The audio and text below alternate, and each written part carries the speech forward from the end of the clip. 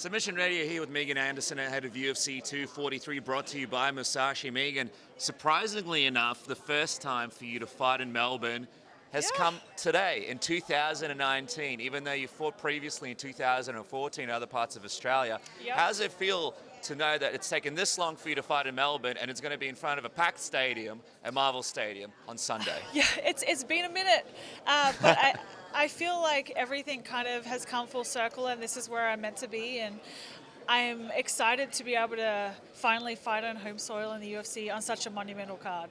Do you ever think the first time you'd be fighting in Melbourne will be, at such a massive stadium show? No, like usually they kind of have big venues just because the UFC doesn't come here very often. It's like twice a year, so it's not really saturated here. So it's a big deal, particularly for MMA in Australia. But this is I'm like looking at Izzy. I'm like, this is a crazy card. This is going to be record breaking, and that's pretty cool. Pretty cool that I get to experience that. Just want to quickly get your thoughts on the featherweight division. Obviously, a lot of changes. What was your reaction when you saw Chris Cyborg was gone from the UFC? Because I guess for a lot of people, that was a fight that people wanted to see, you versus Cyborg. Now it looks like it might not happen. What was your reaction? I've always wanted that fight, and I hope that can happen down the line. But Chris has to do what's best for Chris. And I know that Bellator is taking care of her, and I just hope that she's happy and she has a successful career. Like, I can't really think too much about it because she's got to put her first, and I'm doing my thing and I'm fighting in the UFC, and that fight happens to happen down the line, then that's awesome. But I can only wish her anything but happiness, and I hope she's successful. The division still doesn't have the most amount of fighters in there. I mean, what's at stake for this fight with you this Sunday? Because a lot of people have been doing some schematics, they've been breaking down some numbers, and who knows, you could potentially be looking at a title shot depending on what happens if you have a big, impressive win here in front of the stadium on Sunday. I can't really take any of that into consideration. Like, it's not my decision, like whether or not they keep the division or not. Like, all I can control is me and fight night.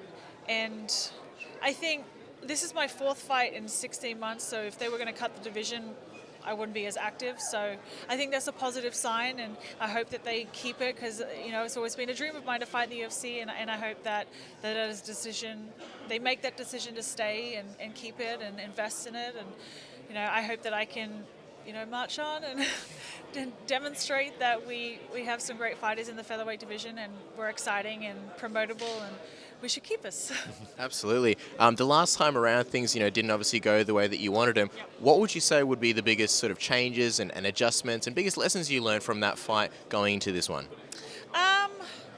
I guess some of the changes, I took some time off and I went and did some work with a mental health coach. I've always been open about having mental health issues and self-esteem issues, and that was something that it all came to a head with that last fight, and we decided as a team that I was going to step away and focus on me because of a lot of the issues that I was having weren't MMA related. They were stuff from my childhood and growing up, and a lot of the insecurities and issues I had from that, and I had to deal with them before I could really, I feel like, come to my full potential and get to this moment that I am now. And I feel like a big weight has been lifted off my shoulders, and I'm just excited to fight. I almost feel like that's kind of the theme of the card in some ways going into, because Rob's been very vocal about that, him battling, depression and anxiety through his life. Spoke to Nadia Kassim yesterday. She had a similar situation where she was battling things like that. Why do you think so many people are sort of coming out, and it's almost like at the forefront now, and it's kind of having athletes talk about it makes a lot of people feel very okay with it as well? Yeah, I think there's always been a stigma around mental health, and I don't know why. I feel like we all, in some form, have dealt with, anxiety or depression, all of that kind of stuff, obviously to varying degrees. But, man, I think for me, it is a little bit confronting to talk about it, just because I don't want people to think I'm a weak person, because I'm not. And a lot of fighters say that as well. Yeah, I've heard that as well, and I don't consider myself a weak person. I feel like I am one of the more mentally strong people obviously in my acquaintance, and I have dealt with a lot, and I have overcome a lot, but I'm also human.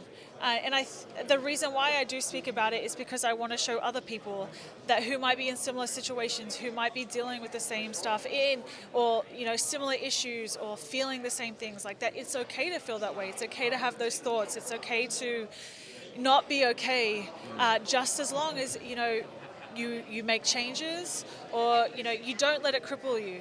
I feel like it's your choice as an individual whether you want to let it rule your life or you're going to rule it. And I think a reason why I like to talk about it is so I can help people in those situations, and so that they know that somebody else that is in the spotlight and has everybody watching what they do, and has everybody commenting and judging and saying negative things and positive things, that if I can do it, like, you can as well. This Sunday, obviously, a capacity crowd here at Marvel Stadium. Just give us a little preview. What can fans expect from Megan's debut in Melbourne? Yeah, fireworks. You can expect fireworks. I'm just so at peace with who I am as a fighter and who I am as a person, and I'm just ready to have fun, bite down on my mouth guard and just throw. Absolutely, we can't wait. As we let you go, prediction for the main event between Robert Whittaker and Israel Adesanya. Damn it, I can't make a prediction. I feel like stylistically they're so phenomenal at what they do, and they haven't really fought anybody else similar to their style. So I think it's going to be interesting to see who can effectively implement their game plan early. I think whoever can implement it early will have the upper hand. But they're also very phenomenal about adjusting on the fly. I think Rob is a phenomenal athlete to be able to take Yoel Romero's power for 50 minutes. Yeah. Like, you're an OG in my book. But man, Israel is one of the most technical fighters I think the UFC has ever seen, and his ability to change on the fly and adapt his style is just phenomenal. And I think stylistically this is going to be fireworks. An inspiration to many going into the Melbourne debut at UFC 243 at Marvel Stadium. Best of luck, Megan. We can't wait to see your debut in Melbourne. Anyways, thank you very much, guys.